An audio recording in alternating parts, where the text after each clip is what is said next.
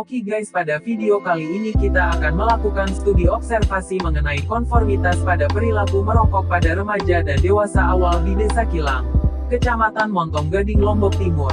Penasaran dengan hasilnya? Simak videonya sampai habis saya. Landasan teori.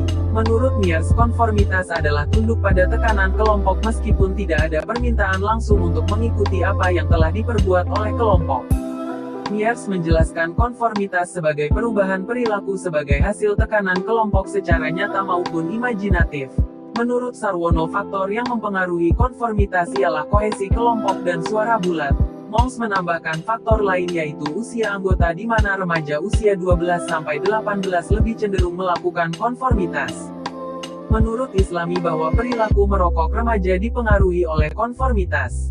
Seseorang yang memiliki tingkat konformitas tinggi termasuk dalam berperilaku seperti perilaku merokok sebagai akibat adanya konformitas agar seseorang bisa diterima dalam pergaulan.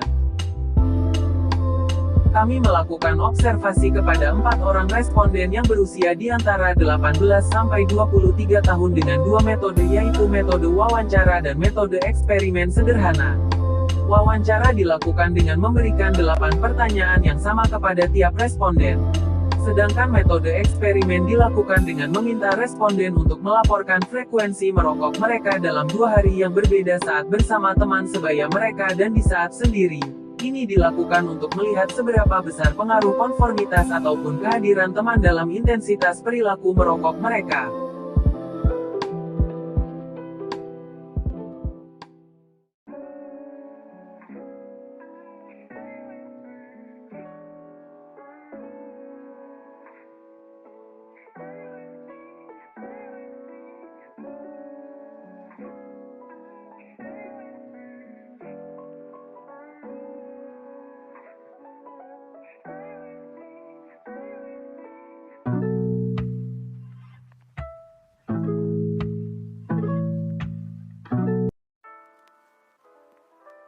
Ya bisa dibilang gitu. Ya, saya perokok. Ya, saya adalah perokok. Ya, saya seorang perokok. Ya pas mulai masuk SMP, dan itu pun juga diajak teman itu. Pas kelas 3 SMP, dan waktu itu saya diajak sama teman saya untuk pergi ngerokok. Sudah merokok dari semenjak baru kuliah, dikarenakan saya seharian itu pusing melihat Zoom, dan saya hanya mencoba, sehingga sampai sekarang saya kecanduan. Kelas 3 SD, dan keinginan saya sendiri untuk merokok. Ya, sama-sama berpengaruh. Awalnya sih terpengaruh oleh teman, tapi saya coba merokok lama-lama ya, jadi kemauan sendiri. Merokok dan kemauan saya sendiri, tanpa terpengaruh orang lain sedikit pun. Kemauan sendiri saya untuk merokok. Kalau dulu mah kan masih nyoba-nyoba.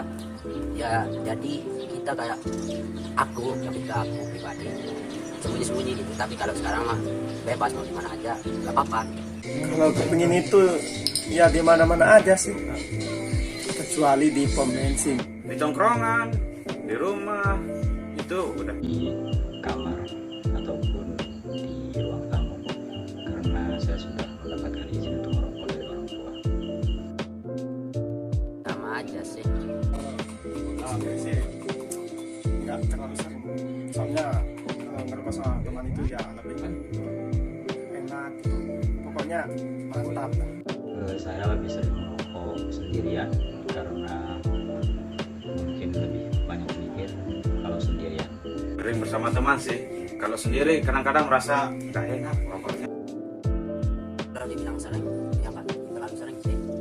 Cuma kalau itu berapa rokok yang dihabiskan dalam sehari itu sekitaran kurang lebihnya itu 6-7 biji gitu. Kalau merokok sih sering.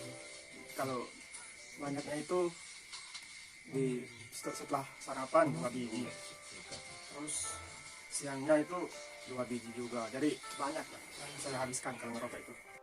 Dalam sehari itu saya cuma menghabiskan 4-6 batang saja sehari. Kalau masalah sering saya ngerokok itu sering.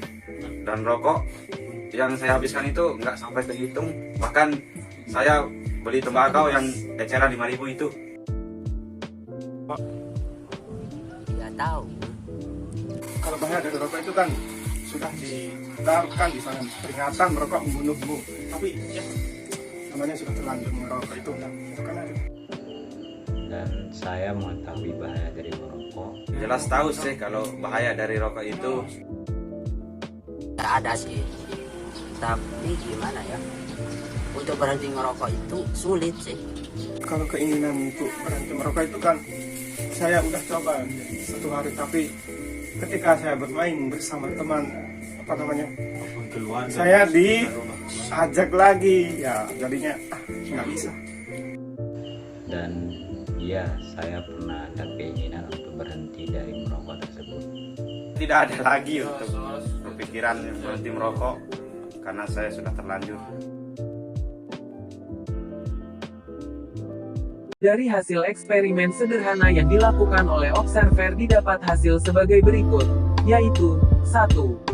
Terdapat peningkatan frekuensi dan atau jumlah rokok yang dikonsumsi oleh 2 dari 4 orang responden dari hari pertama atau di saat sendiri, dan hari kedua, di saat bersama teman, di mana responden W dari 5-7 biji menjadi 5-12 biji per hari dan responden A dari 9-12 biji atau bungkus rokok menjadi 12-15 biji per hari. 2. Dari hasil tersebut dapat disimpulkan bahwasannya ada pengaruh dari kehadiran orang lain dalam intensi perilaku merokok itu sendiri. Pembahasan dan kesimpulan. Dari hasil observasi yang dilakukan oleh observer kepada 4 orang responden didapat hasil sebagai berikut, yaitu 1. Terdapat 2 orang dari 4 orang responden, yaitu responden 1 dan 2, yang menunjukkan perilaku konformitas di mana perilaku merokok mereka dipengaruhi oleh teman sebaya mereka. 2. Ada kecenderungan untuk meningkatkannya frekuensi merokok ketika sedang bersama teman atau kumpul-kumpul dibandingkan di saat sendiri, dari hasil wawancara dan pelaporan diri saat eksperimen sederhana. 3. Terdapat pengaruh adanya stres dan atau emosi negatif lainnya serta konsep diri yang mempengaruhi perilaku merokok. Studi lanjutan diperlukan untuk pembahasan lebih lanjut.